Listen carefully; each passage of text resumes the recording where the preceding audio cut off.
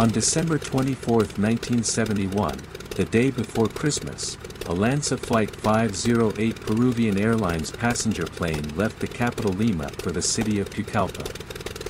They took off around noon, and about half an hour later the plane encountered a thunderstorm front.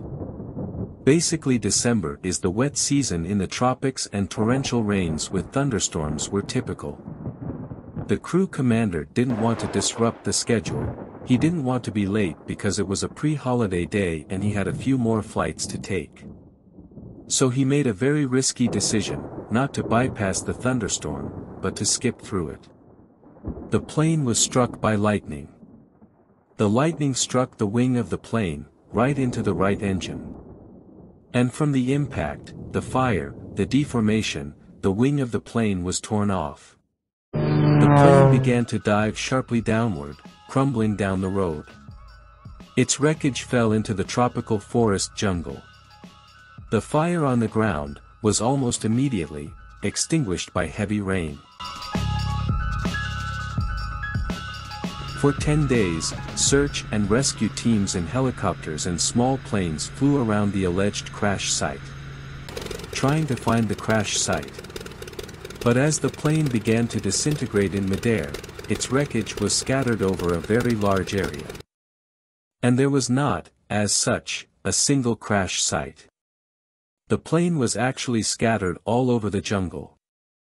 And under the tree crowns, these small wrecks of the plane were not visible. 10 days of rescue work did not lead to any results.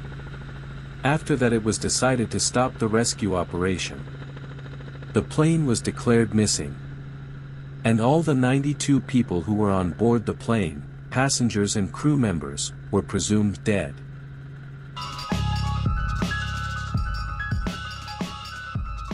And on the 11th day, a blonde teenage girl emerged from the jungle.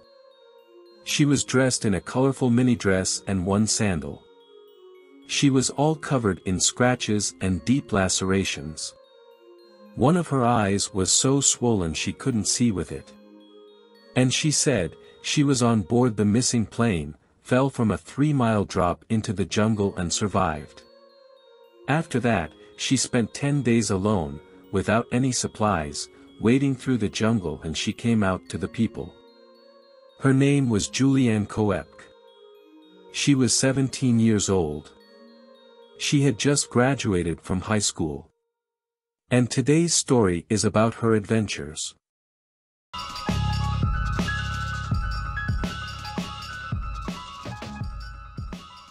Juliane Koepcke was born in Pira in Lima. She was the daughter of German immigrants. Her parents were zoologists. They first worked at the Natural History Museum in Lima. And when Juliane was already a schoolgirl, they moved to Pucallpa, but not in the city itself, but near it, where an ecological station was organized in the jungle, and they settled as a family.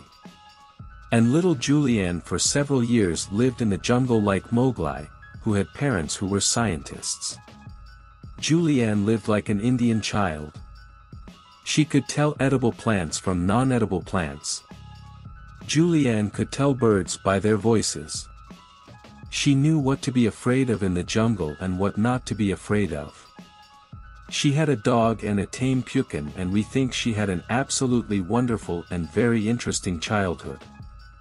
But, at some point, the Ministry of Education intervened and demanded that the child be returned to school. Juliane and her mother returned to Lima, where the girl began attending a regular school for immigrant children. And their father stayed at the station, and they went to visit him on vacations. In 1971, Juliane had just graduated from high school. She was taking her final exams. She had a prom.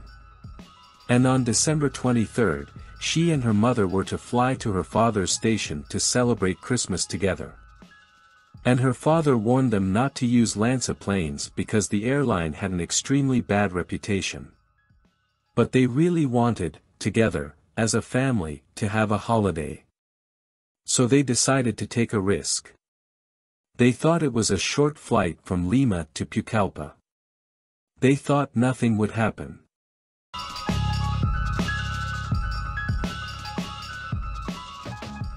According to Juliane's own recollection, when the plane flew fully into the thundercloud, they all thought it was night.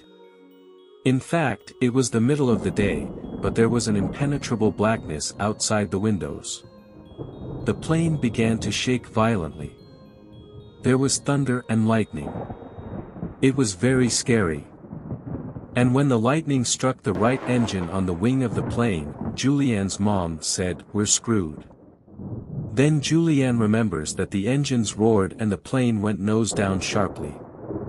There was terrible chaos, rumbling and noise, which at some point was suddenly interrupted, and she felt herself flying down, the wind in her face, and total silence.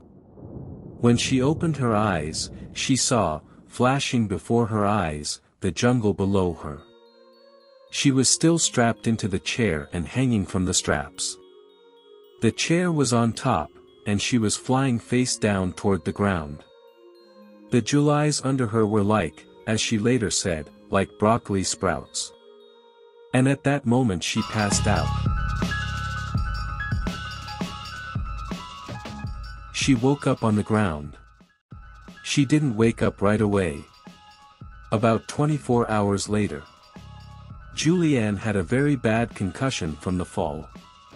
She also broke her collarbone and cracked a bone in her leg. Juliane sustained multiple wounds as she fell with the seat she was still strapped into, through the crowns of the rainforest, and through all those branches and vines. Juliane felt really bad. And for the first couple of days after the plane crash, she would come to and go unconscious again. She remembered that it was raining incessantly all around her. At one point she was able to unbuckle from her airplane seat. And then she took shelter under a row of 3 seats, from the tropical rain. She felt no pain, wanted no food. Juliane felt only very much nausea and weakness. At first, she tried to crawl out and move around on all 4s. She tried to find other survivors, but the wreckage of the plane and people was scattered for miles through the jungle. Juliane was unable to find anyone else alive.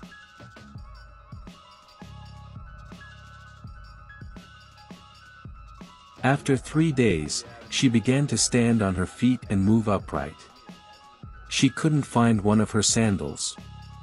Even worse, she lost and couldn't find her glasses, and she needed them. Juliane said she could hear helicopters, planes above her, but she couldn't see them, through the thick jungle thickets. After a while, the sound of helicopters disappeared. At first, the search party basically entered the search in the right place, although they couldn't see the plane, they were circling actually over it. But they gradually, day by day, expanded the search radius. At this point Juliane had already stopped hearing the helicopters and realized that no one would save her. That she had to somehow save herself.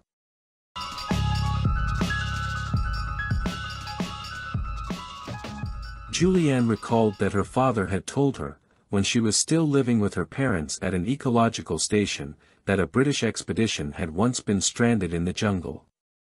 They had an accident and had to camp and send one of their own for help. This guy went through the jungle and got lost, but eventually he managed to get out to the people. Here's what he did. He started following the flow of the streams.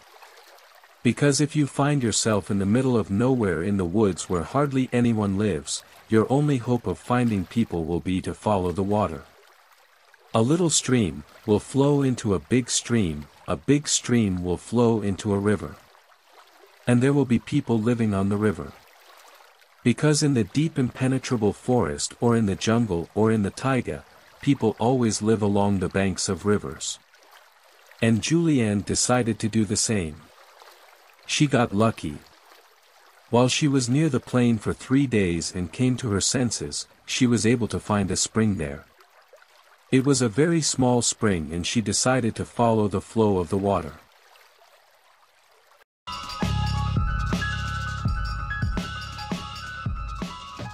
Living in the jungle, I did not know that the greatest danger in the water, for me, is neither piranhas nor crocodiles, but small freshwater stingrays that lie in the sand at the water's edge. Their needles can actually kill a man or make him seriously ill for many days, Juliane later recalled. Because she was barefoot on one foot, she had to constantly poke a stick in front of her to make sure she didn't step on the stingray. She was moving very slowly, and yet she was moving lower and lower down the stream. Juliane recalled that she felt almost no pain from her wounds. Nor did she feel hungry, but she was constantly thirsty. But there was plenty of water around. Even before she had even found the spring, all that abundant rain that fell profusely from the sky was left on the leaves afterwards. And that's why she never had a water problem. She used to collect rainwater at the site of the plane crash. She managed to pick up a bag of candy, even though she didn't feel like eating, but she knew she needed some food. So she just took them with her and tried, every day, to eat a couple of candies. Of all the wounds she received, the one that bothered her the most was the open wound on her shoulder, because fly larvae were breeding in that one earlier. In tropical countries, that's a very big risk. Juliane had seen such infested wounds on her dog when she lived at the station. Jungle flies immediately lay eggs in open wounds if you don't bandage her up in time. That's exactly what happened to her. Her wound began to swarm, rather large-sized fly larvae that were gnawing into her flesh. She had an unfolded ring that she tried to use as tweezers to get the maggots out of the wound. But she failed to do so. One day Juliane heard the cries of birds. She recognized that they were the cries of crested hens. Despite their ridiculous name, crested hens, they are solid big birds, a very ancient species. A close relative of the dinosaurs. Juliane knew that these birds have always lived near rivers on big water. So when she heard their voices, which are easy to distinguish from the voices of other birds, she stopped following the stream and went straight through the jungle to the voice of the birds. So Juliane came out on the riverbank.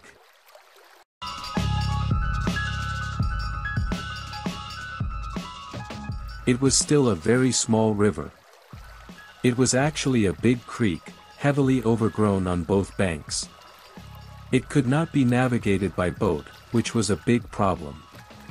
But Juliane knew that meandering rivers can narrow and widen, all along their length.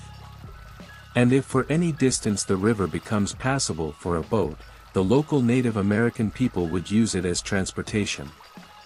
It only takes one to get to that place. So she continued to follow the flow of the river. After a few days' journey, she was already so weak that she actually could not walk. Since the river had become full enough, Juliane lay on her back and let the river carry her along.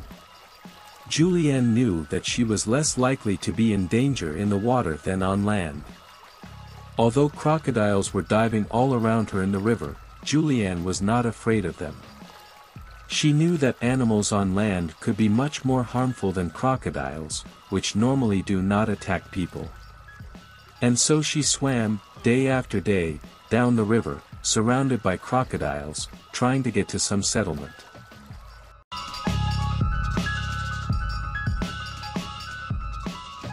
On the 10th day of her journey Juliane saw a boat.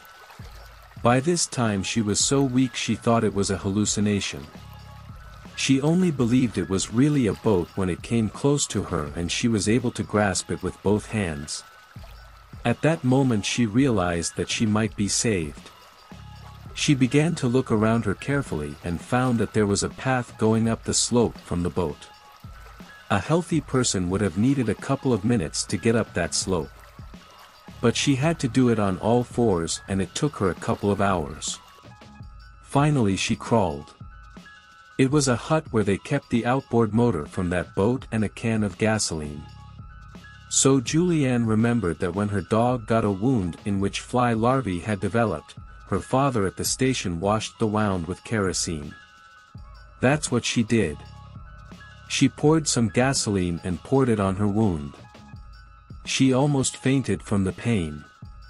But the maggots didn't like it either, and they began to evacuate from the wound themselves. Then Juliane managed to rip 30 pieces out of her flesh with her fingers.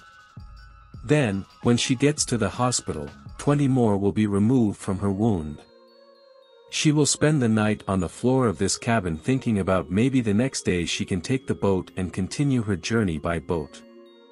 It is unlikely that she will be able to carry the motors down to the river because she does not have the strength. But in the morning she heard human voices that seemed to her like angelic singing.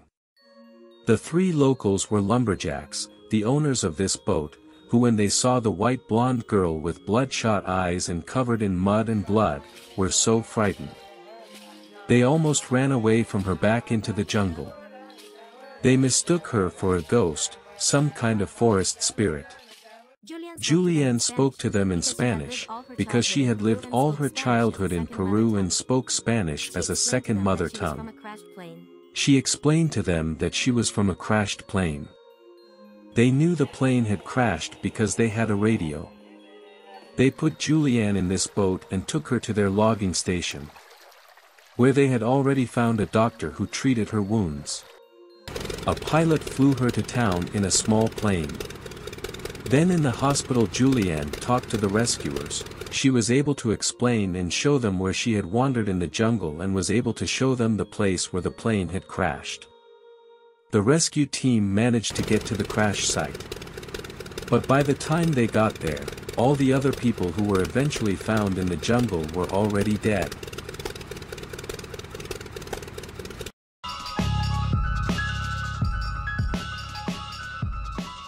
How did she manage to fall from a height of 2 miles without being killed? Juliane was strapped into the airplane seat, which was a row of 3 seats stapled together. She was sitting at the window, that is, she was sitting on the side, and she was falling with this row of seats.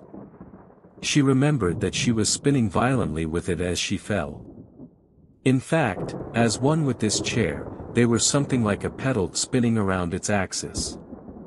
In addition, Juliane was falling inside a thundercloud, where there are usually quite strong upward currents, which slowed her down toward the ground. And she didn't fall on the pavement, but on the crowns of tall trees. She flew to the ground through the crowns of the trees, which were wrapped in vines. All these branches and vines were tightly intertwined. And her row of seats began to tangle in them. They slowed his speed as he fell. As a result, she made it to the ground without even any fatal injuries, or injuries that would have prevented her from moving. Of all the passengers, she was the luckiest. The others, unfortunately, were more seriously injured, unable to move, and died before the rescuers got to them.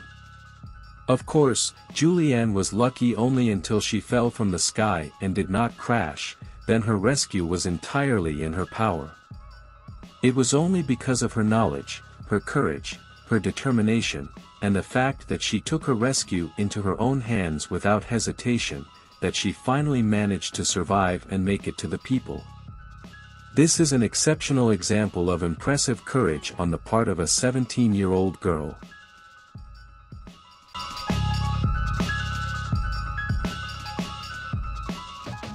Juliane became very famous. She was interviewed for television, she was photographed for newspapers and magazines. Pictures of her in a hospital bed went around the world, and at some point, she began to grow weary of her popularity. Hiding from journalists, she was impossible to find to interview her.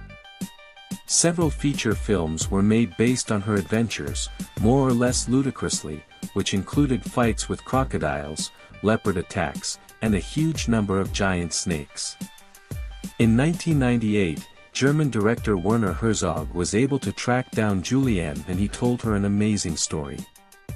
It turned out that he was supposed to be on the same plane as her in 1971. Because they had a schedule change, it forced him to cancel the flight and fly another day. Otherwise he would have been on the same plane and would have crashed in the jungle. Werner Herzog persuaded Juliane to make a feature-length documentary with him about her adventures. The film is called Wings of Hope. They went back to the scene, back to the crash site of Juliane's plane. She and the director show you this jungle she was wading through, the streams she was walking along, the river she was swimming in with the crocodiles. You will feel that this is not just a fairy tale, but the girl who fell from the sky. This is the real story. This is a real example of impressive courage, bravery, motivation. Such examples help us in difficult times, not to lose hope and not to forget that we should first of all hope in ourselves. Be optimistic, never give up. Watch also on our channel the video, The True Story of a Ship's Incredible Journey and Abandonment, Why You'll Be Left Aghast, which is no less fascinating. Take care and don't give up. All the best, bye bye.